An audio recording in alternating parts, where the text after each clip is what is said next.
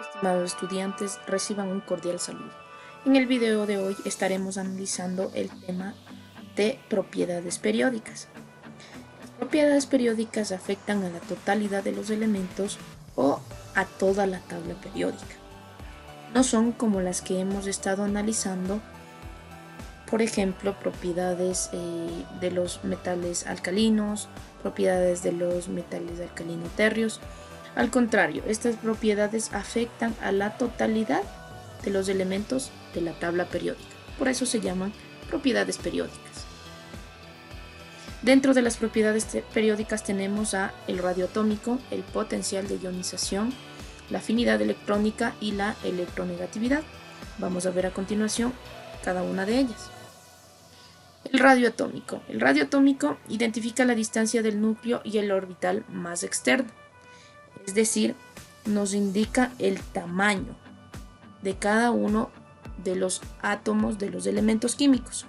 Entonces, en este caso nos está diciendo que el radio atómico aumenta de derecha a izquierda y de arriba hacia abajo. Veamos más claramente. Aquí está.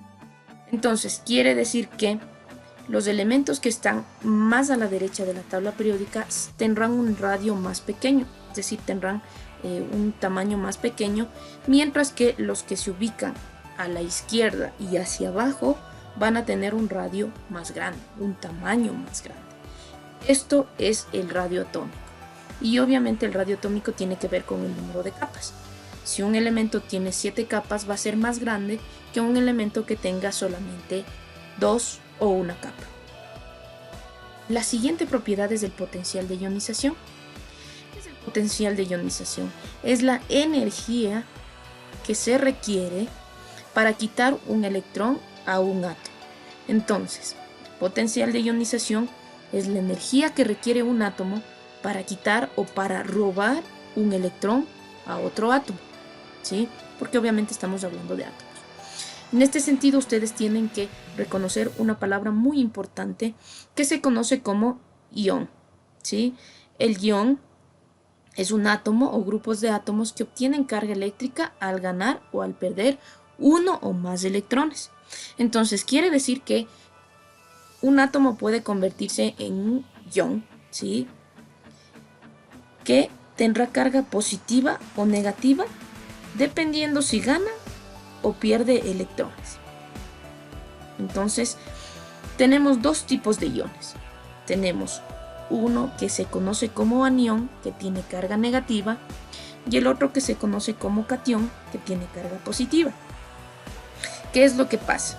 Entonces, se convierte en anión cuando un átomo gana electrones y se convierte en catión cuando un átomo pierde electrones. Ojo, ¿ya? Son términos que se tienen que aprender. Entonces, los iones son átomos o grupos de átomos con una carga. Existen iones negativos que se conocen como aniones y iones positivos que se conocen como cationes. El anión se genera cuando un átomo gana electrones, ¿sí? Entonces, esto es algo que van a aprender en segundo de bachillerato, pero un átomo al ganar electrones adquiere carga negativa. ¿Sí? Es al revés. Si gana, se hace negativo. Si pierde, se hace positivo. ¿Ya? Las bases son esas para que ustedes vayan comprendiendo ya. Entonces, anión es un átomo negativo cargado de manera negativa y un catión es un átomo cargado de manera positiva. Nada más. Entonces, el potencial de ionización forma iones positivos. Quiere decir que forma cationes, ¿sí? Entonces, aquel que se deja robar o que se deja quitar ese electrón queda cargado de manera positiva. Entonces, el potencial de ionización forma cationes, que son positivos. ¿Cómo afecta esta propiedad a los elementos de la tabla periódica? Entonces, fíjense en que el potencial de ionización aumenta de abajo hacia arriba y de izquierda a derecha. Quiere decir que los elementos que se encuentren en la parte superior derecha de la tabla periódica, que vienen a ser estos elementos de acá, tienen mayor potencial de ionización, ¿no es cierto? Los elementos que se encuentran a la izquierda y hacia abajo van a tener menor potencial de ionización. Listo. Sigamos. No se vayan a olvidar estos dos términos, anión y catión. El siguiente es la propiedad de afinidad electrónica. La afinidad electrónica es la energía que se requiere para ceder o para donar un electrón a otro átomo. Es contrario, ¿no es cierto? Entonces es la energía que un átomo requiere para ceder o para donar un electrón a otro átomo. Y obviamente, en este caso, forma iones negativos, ¿sí? Es decir, que los elementos o los átomos que ganaron esos electrones que les cedió el otro, ¿no es cierto? Porque estamos hablando de que les cede. Aquellos que ganaron esos electrones cedidos se convierten en iones negativos y ya sabemos que los iones negativos se llaman aniones. ¿Listo? Entonces, potencial de ionización era la energía que se requiere para robar o para quitar un electrón. En cambio, afinidad electrónica es la energía que se requiere para dar, para ceder, para donar un electrón. ¿Cómo aumenta y cómo afecta a los elementos de la tabla periódica? Lo mismo, ¿no? Aumenta de abajo hacia arriba y de izquierda a derecha. Los elementos que estarán en la derecha superior de la tabla periódica van a tener más afinidad electrónica, mientras que los que estén en la parte izquierda inferior van a tener menor afinidad electrónica.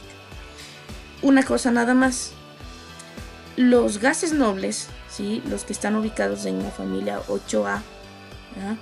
Ellos prácticamente no tienen estas propiedades. ¿Por qué? Porque sus capas están llenas, ¿sí? No hay espacio ni para ceder ni para ganar electrones. Estos gases nobles no tienen espacio para ningún otro electrón, ni para dar ni para recibir, ¿sí? Entonces, por eso digamos que los gases nobles no adquieren estas propiedades.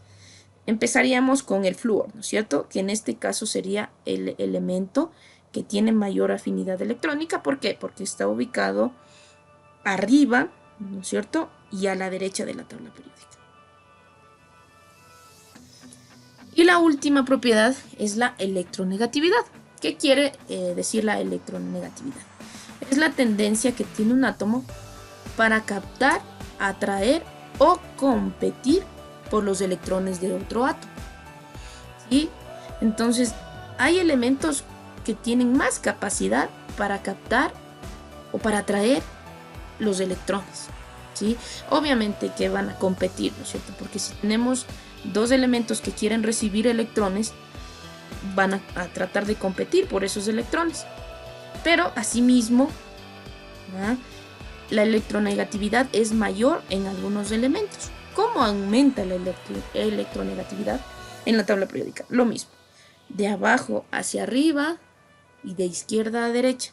Quiere decir que los elementos que se encuentren superior y a la derecha de la tabla periódica van a tener mayor electronegatividad. Siempre les indico esto a mis estudiantes. Entonces, el flúor es el elemento que va a captar y que va a atraer mayor cantidad de electrones.